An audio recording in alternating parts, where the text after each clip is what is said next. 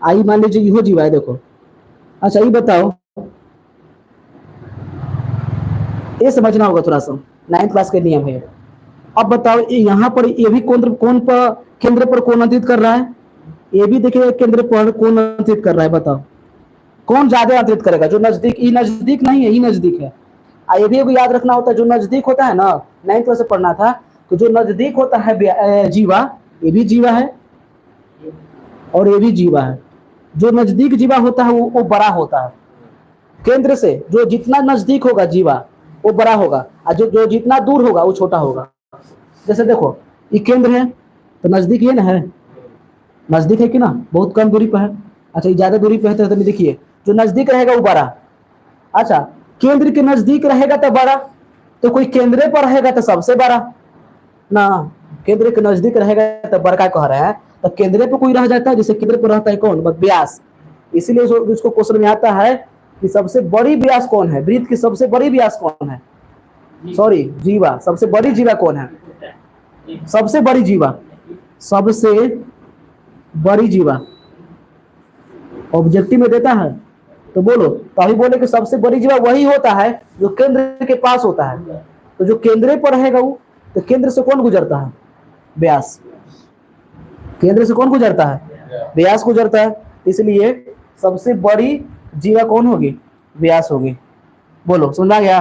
अच्छा तो जो नजदीक होगा, जो जितना ही ज्यादा नजदीक होगा वो थीटा उतना ही ज्यादा बनाएगा, ये ज्यादा होगा। चलो इसने 2 को दे दिया, इसको 1 को दे रहे हैं, समझ लो ये ज्यादा बनाएगा। यानी कह सकते हैं कि जो सब बड़ी जीवा बड़ा कौन, बड़ी जीवा बड़ी कौन कह सकते हैं आप, केंद्र पर बनाएगी। छोटी जीवा, छोटी कौन,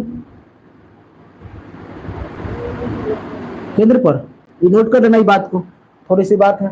और ये भी याद रखना कि केंद्र के नजदीक तो बड़ा बड़ा जीवा, केंद्र के नजदीक रहेगा तो ये भी लिख लो, केंद्र के नजदीक। हालांकि इसको हम प्रूफो कर देंगे, लेकिन तो प्रूफ करना था तुमको 9th क्लास में। केंद्र के नजदीक तो बड़ी जीवा, ठीक ना, केंद्र से दूर, अब इधर उल्टा कर दो, केंद्र से दूर तो छोटी जीवा। बस इतने लिख लो कम से कम, ताकि तुमको ये काम आएगा। काम इसलिए आएगा, बहुत सारा चीज में काम आएगा। जैसे देखो ना यहीं पर, यहाँ क्या बोल रहा है ये बताओ, संगत कारा, ये जो जीवा है केंद्र को बना रही है 120 डिग्री, इसके संगत जो बना है वृत्तखंड, इस जीवा के कारण ही ना वृत्तखंड बना। बताओ पहले सोचो कि वृत्तखंड बनता कैसे है, जीवा नहीं रहेगा तो वृत्तखंड नहीं बनेगा। सोचो पहले, वृत्तखंड हम बता दिए थे, लेकिन जीवा अगर जीवा ही बनाता है वृत्तखंड। इसे देखो, इसको काट दिए कैसे, अगर मान लीजिए कोई चीज को जब तक नहीं काटोगे तब तक बंटवारा होगा। तो इसको हम 2 भागों में काट दिए, तो जीवा हमको मदद किया, जीवा ही ना काटा 2 भागों में, तो यही ना हुआ, जीवा काटा 2 भागों में, एगो इधर भाग हुआ एगो इधर भाग हुआ।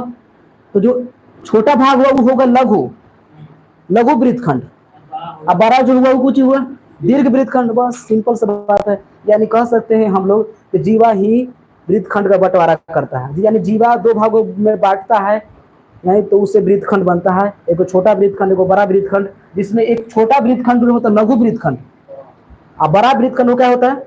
दीर्घ वृत्तखंड। बस तो चलो लघु वृत्तखंड क्षेत्रफल क्या होगा, तो लघु वृत्तखंड क्षेत्रफल हम लोग जानते हैं r² 2 pi theta by 180 degree minus में साइन थीटा। लेकिन जब 0 से रहे, 0 डिग्री से रहे 90 डिग्री तक थीटा है तब ना, 0 डिग्री भी हटा दीजिए, क्योंकि 0 डिग्री हो सकता है ये वाला नहीं, 30 से लेकर 90 तक रहे तबे रखना है। ये फॉर्मूला r² 2 एक पहले जो बताए थे,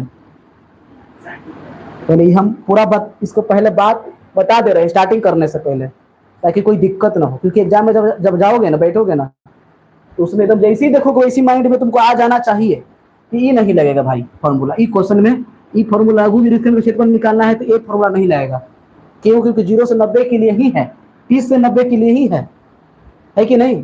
क्योंकि 90 से ज्यादा थीटा अगर साइन में अगर रखोगे, 30 से लेकर 90 तक ही ना रख सकते हो तुम। साइन 120 का मान पता है, साइन 300 डिग्री का मान पता है, तो फिर कैसे रख सकते हो? तो इसीलिए अब समझाया बात। चलिए नोट करना है यहाँ तक कि हम डायरेक्ट अब क्वेश्चन बनाए हैं, ये नोट करना है, जल्दी से नोट कर लो, बहुत जरूरी चीज़ है,